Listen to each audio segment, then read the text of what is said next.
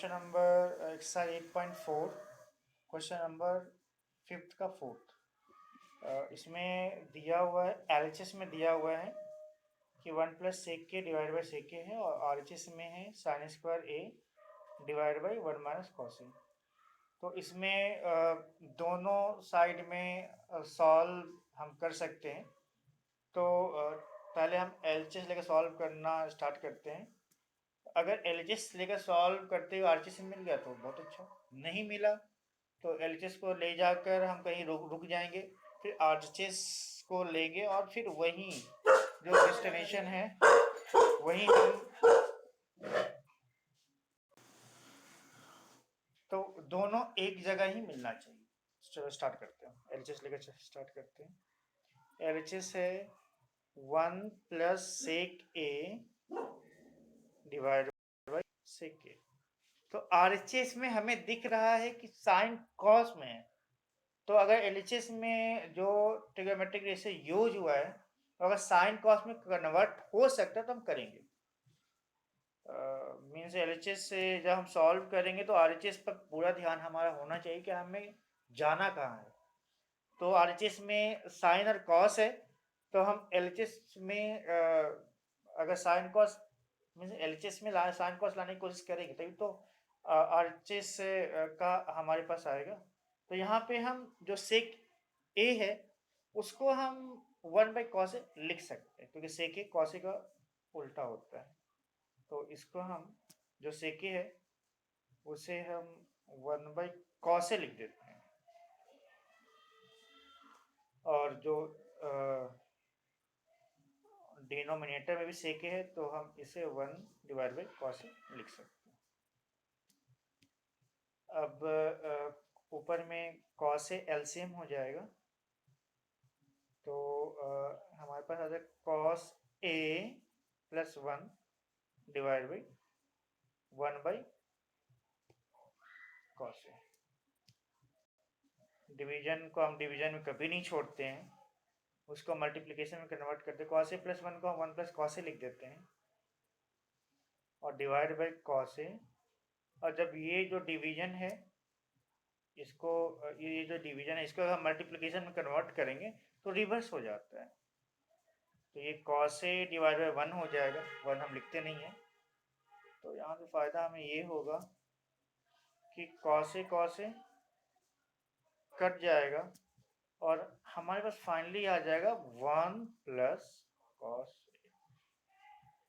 अब यहाँ ये सिंपलेस्ट फॉर्म है। अब इससे ज़्यादा हम एलएचएस को सिंप्लीफाइड नहीं कर सकते। अगर आरएचएस हमें, अगर हम ज़बरदस्ती करें कि एलएचएस से ही आरएचएस लाएं तो फिर यहाँ पे हमें कुछ मैनिपुलेशन करना पड़ेगा। तो इससे ज़्यादा अच्छा है, क्योंकि यहाँ पे सोचना पड़ेगा कि हम ऐसा क्या करें कि आरएचएस आ जाए। इससे अच्छा है कि आरएचएस को हम लेते हैं और 1 प्लस कॉसिक तक लाकर उसे छोड़ दें तो भी प्रूफ हो जाएगा। तो अब हम आरएचएस को लेते हैं।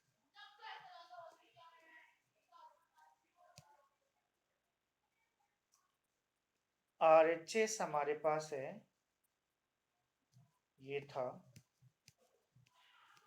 Sign square a divide by 1 minus cos ए।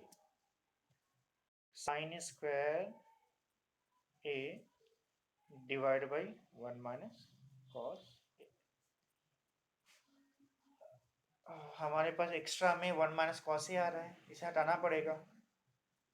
अब हटाने के लिए डिनोमिनेटर में और तो कुछ बचा नहीं, न्यूमरेटर में एक चीज दिख रहा है साइन स्क्वायर ए, तो इसी को हमें कुछ करना पड़ेगा ताकि 1 माइनस कॉस ए कट जाए।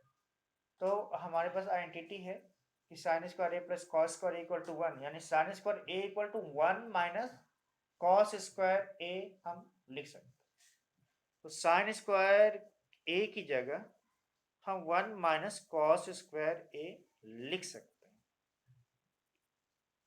अब इससे फायदा ये होगा, ऐसा लिख देने से, कि ये जो है वो जो न्यूमरेटर है वो समथिंग ऐसा बन गया और डिनोमिनेटर तो 1 माइनस कॉस ए है। तो ये एक आइडेंटिटी का यहाँ पर हम यूज कर सकते हैं। तो आइडेंटिटी है क्या? वो आइडेंटिटी है कि ए स्क्वायर माइनस बी स्क्वायर के फॉर्मेट में है। जो न्यूमरेटर है वो ए स्क्वायर माइनस बी स्क्वायर के फॉर्मेट में है, और इसको हम लिख सकते हैं ए प्लस बी इंटू ए माइनस बी।